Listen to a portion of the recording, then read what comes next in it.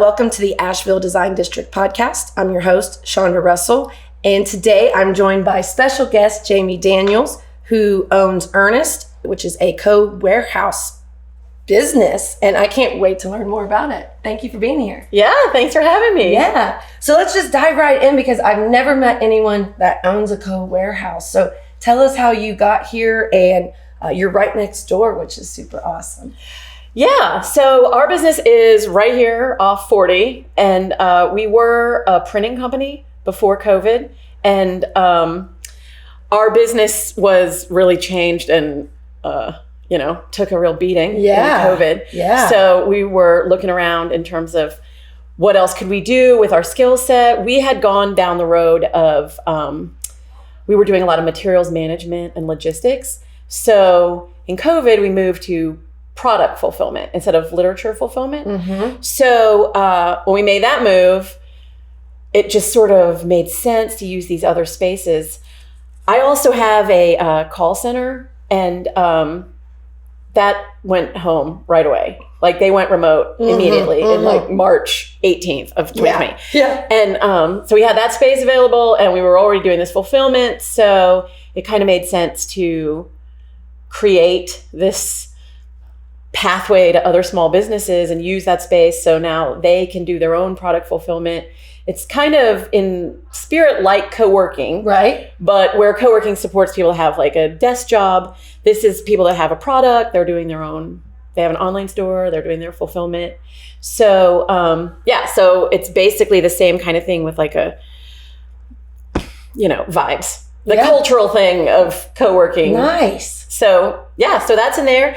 And then we still have our fulfillment business. So we're doing full-time product fulfillment.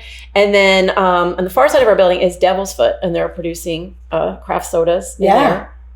So it's lively over here. Nice. I love it. So how many small businesses are you supporting right now? We have 15 members in the co-warehouse, and they range from all kinds of things. We have a diaper bank called Babies Need Bottoms, which is like a food bank, but diapers. Wow. Which, side note, there is no federal support for diapers. Like there's no WIC of diapers, which is shocking to me. Yes. And so they give out diapers to their partner organizations, like a food bank. And then a lot of the others are e-com of various stripes. Mm-hmm. We have Digestive Warrior. She has a supplement brand online. We have QB Cucina. They do Italian cooking tools. Ooh. Sauna House is in there. Sauna House has a hot cold plunge, a bathhouse downtown. And they have their e-com out of there. Like beauty products and like wellness products? Yeah, like oil. Yeah, wellness stuff. Cool. Yeah. Nice. Oh my gosh, I love it. So do they sign a 6-month or year contract with you, or how does that part work? It can be a month or a year. Yeah.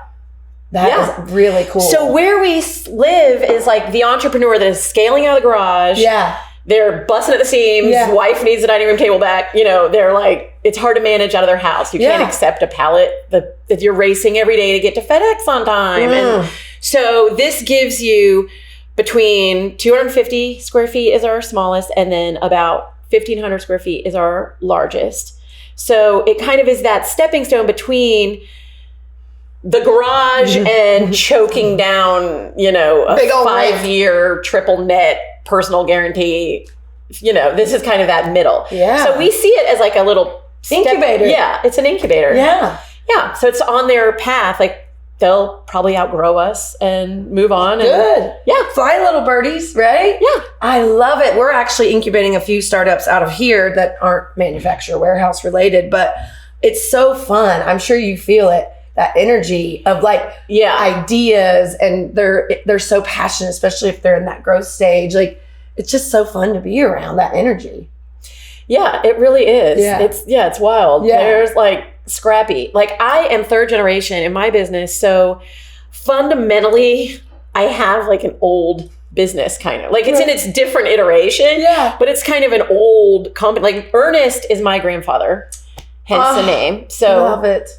We sold the printing company, which was named Daniels Graphics, to Allegra.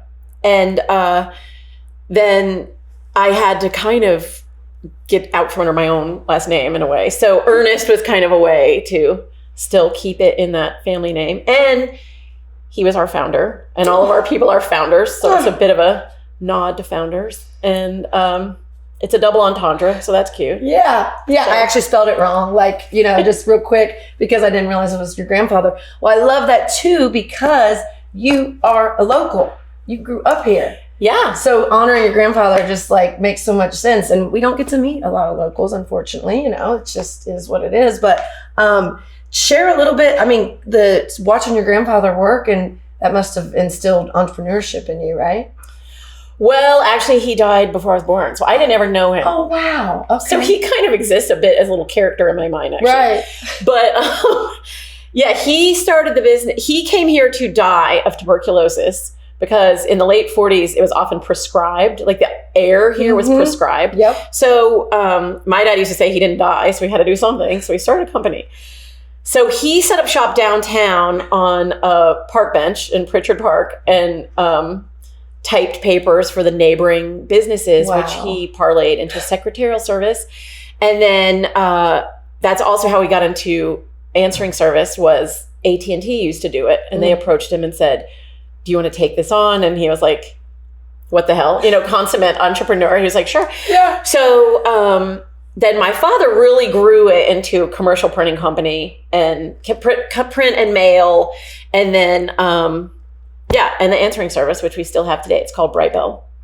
So yeah, when COVID came and everything changed, and it was quite disruptive, obviously, but in many ways, it feels okay. It's just kind of our next move. Evolution. Yeah. I mean, what is it? If business isn't growing, it's dying, right? Yeah. So yeah, because third generation businesses are 85% fail in the third generation. I don't know if you... Oh, no pressure on you. Yeah, no pressure. Wow. I mean, do you look at other models in other cities of other co-warehousing? Like, where'd you come up with this idea? I mean, is this a typical thing that every city has? Or are we lucky to have you? It's kind of... Well, both. Yeah, of course. It's kind of a new concept. We didn't invent the concept, and the exact eureka moment, I don't completely remember. Such a chaotic time. But whatever we can do, right? There are some in larger cities. But so it just seemed like, in particular, Asheville has a lot of makers, a lot of entrepreneurs here. And it just feels like the right place for something like that. Yeah. And space here is at a kind of a premium, it's right? Tough. So yeah. So in all those ways, it seemed like it made sense. Like our business has always kind of supported entrepreneurs. So we're just kind of doing it differently now. Right. Yeah. And do you have a subscription box person by chance out of your space? Because there's a really famous lady that lives in Hendersonville, Spark Hustle Grow. She's like, subscription box maven. Yeah, I've met her. I don't have her subscription box, but I do have one. Well, it's two. It's called Runner Box and Rider Box. Yes, I've seen the Runner Box woman speak at different events. Yeah. Yeah, so they're rocking and rolling, and so that thing is really taking off. Nice. And they changed it. Their business is a discovery box. So you get it on a schedule that you discover these new products, but that they were hearing people would say, well, we like this product, where do we buy it? So now they have gone into a new phase where they're actually offering those products as well. So you could build your own box now. Nice. So there's the discovery aspect and also build your own, and you can have that on a subscription. Sure. So yeah, we do that work too. We do kitting and subscription boxes. Love it. It makes me kind of think of like Blue Ridge Food Ventures, right? You give them the recipe, they do the work. Like it's kind of, that similar idea. Like if somebody came up with something, how does the relationship work? Like what, are they working in the space all the time? Do they have a worker there, or is it your people doing the work in the warehouse? Does that make sense? Well, it's both. Yeah. Yes, and is the answer. So in their spaces, they typically are doing their own thing. Mm-hmm. Our staff is there. We have a full-time 3PL that we're doing full service fulfillment all the time. Mm-hmm. So that's part of how the model works, because we can give people staff for like an hour or an hour a day, or if a big order or relabeling, you can use our staff for those things. So we have some people that aren't quite ready to hire a whole person, but they use us a few hours, or this lets them go on vacation. We can do receiving for people, that kind of thing. So it's both. We do the whole thing. And then actually I have some people that come tour the co-warehouse for their business, and then they find out we do fulfillment and say, well, then you do it. And we're like, great, okay. Love so it. It's both, really. How exciting. We are so lucky to have you in this neighborhood. I love it. Like that energy. So do you ever have events like where people can walk through and see everything and like celebrate, or like, I don't know. I feel like I want to go see it and like do a tour. You can come by anytime. But what about the rest of them? We do have some events, and I hope to have more and more programming. Like I do see a lot of opportunities for programming, especially like for our members, like having Mountain Bizworks come and do different business stuff or marketing stuff or whatever. I see a lot of opportunity for that. Very cool. We have a co-working part, and we've had digital nomads in there, and the chamber's been doing some different events in there. Nice.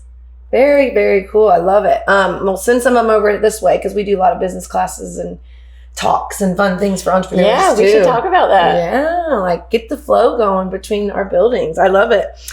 So let's talk a little bit about just, you've seen Asheville and this neighborhood change. Let's talk about our neighborhood specifically. What have you seen in the last few, decades or whatever, change, and how we also like to talk about what we want to see. We want to have ownership of this neighborhood, right? Like we as business owners, we work here, some of us live here. Like this feels like one of the last neighborhoods we can actually help shape and like make it ours, because there's, over 100 businesses in this district, which is crazy, right? Yeah. It's an opportunity zone in more ways than one. It is. Yeah. Absolutely. Yeah. So just share a little bit like what you've seen, being in that building for a while. And of course, Devil's Foot coming in was huge, right? Like that was exciting. I guess, how long they've been there? A few years now. Maybe. Yeah. Maybe 2 years. Yeah. It's been actually a lot of fun. Like where they are now, it used to be our shipping and hand bindery. Okay. So it was kind of a trip for me for a while. Now I'm pretty used to it, but it's kind of wild at first. Yeah. But it's been a lot of fun having them in there. Like it really activates the building. So we've been over there since 92. Wow. And so, we moved the printing company to there in 92 from downtown, and Sweeten Creek was certainly much different. Like Sweeten Creek has gotten a lot cuter. Yeah. That's for sure. Yeah. Like Biltmore is really kind of coming this way. Right. And it's like dressed up Sweeten Creek quite a bit. Yeah. So, and it should. Goodness, we're a mile from Biltmore. So, we talk about some of these old buildings. Like, why not have this be a true main street, right? Like all these cool businesses coming together, and we have a voice together,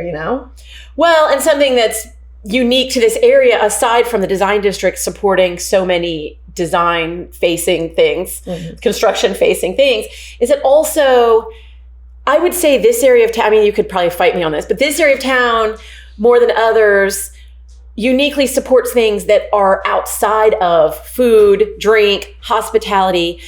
Not that those aren't awesome, because they are, and they've really added a lot to our area, but I would say they get a lot of the attention, and there's really a lot going on over here in particular that's outside of that world. So that's kind of a cool thing. I love it. Exactly. Yeah. We're not tourism, sure, Hillman gets some tourists, but it feels local. It feels like a real neighborhood, I love that. And of course we want more restaurants and things, but well, we're getting a few, I guess. As soon as I say that, I'm like, well, we have 7 clans. Like we have a few things, but it's still at its heart. We have so many people working, people being entrepreneurs and really hardly any chains. So that's kind of an interesting thing too. Most things are locally owned and locally led. Yeah. Yeah, and locally founded. Dig it. So that's kind of a fun aspect. Yeah. So what's the longest tenant you've had? Do they tend to fly quick? Like how quick do they fly away from the nest? And well, there is an element that I have my like the flaky entrepreneurs for sure. But they like try it and then they're like, no. Or some of their ideas they just like don't ever do, or they don't work, or whatever, which is okay. That's kind of part of it. But our first tenant who moved to Asheville and moved in sight unseen, like the director gave him a FaceTime tour, and we were actually under construction, and she FaceTimed him through the space, and he was like, I'll sign up now. And he's still there. So I love it. Yeah, so that's kind of a fun. Yeah. Our first, it's WN, I feel like I'm going to say the letters wrong. Sorry, Brad. It's WCI Flooring. So they're a flooring company. And why they don't need a big location is because materials go to the site, and then he needs his samples and that kind of thing. And he has a mobile outfit. So he brings the samples so you can pick and then. Yeah. So he just needs that storage, really. Yeah. Mm-hmm. Cool. Love it. Okay. So what neighborhood do you live in? Do you live around in this neighborhood? No, I should just say too, it is FCI Flooring. Sorry. Oh, Brad, it's going to drive me crazy. Yes, Brad. Yes. So I live in on soon. Yeah. Yeah, definitely. You should. Great. I dig Brad. He's so funny. Yeah, he would be great. Yeah. So I live in Montford. I live right outside of downtown. Nice. Love it. Okay. I think too, I'm so lucky to just jump off 40. Like the access to here, people don't realize it's so easy to get everywhere from right here. I love it. Yeah, it manages to be close to everything. It's really weird. Like we're close to downtown, but also we're close to the airport. Like it's weird how we're close to. The other day, my mom needed something, and I was like, of all things, I was like, well, you'll have to go to the Candler Library. And she was like, the Candler Library? And I was like, honestly, it's only truly one exit that way. Right. And like Fairview is one exit that way. It's weird. Everything is right here. I know. It's so awesome. I stumbled upon this space to rent and feel super lucky, and I get to have neighbors like you, which is amazing.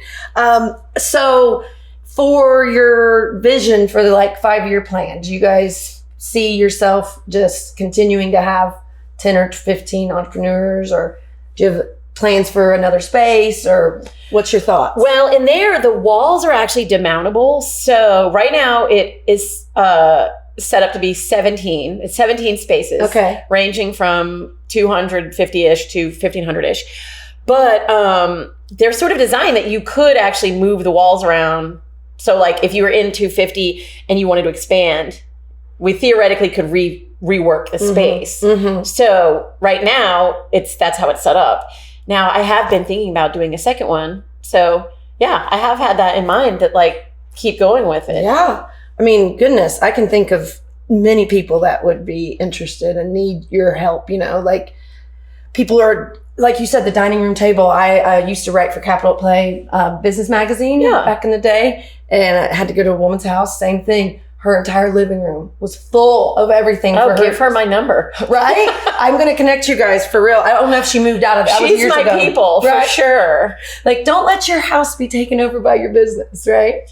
And it is actually interesting. It really, truly is a good fit. Sometimes people will tour and they're like, oh, yeah. Well, but people that are in e-com, people that are scaling their business get so excited about, they get excited about a loading dock. They get excited about pallet jacks.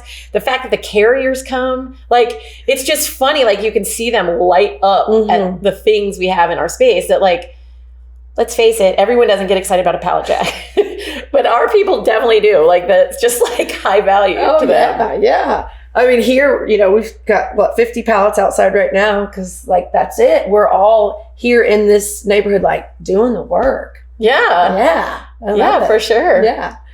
So thank you for being my guest today. And if there's anything else you'd like to share, please do. But I just cannot wait to come tour. I want to come on a tour.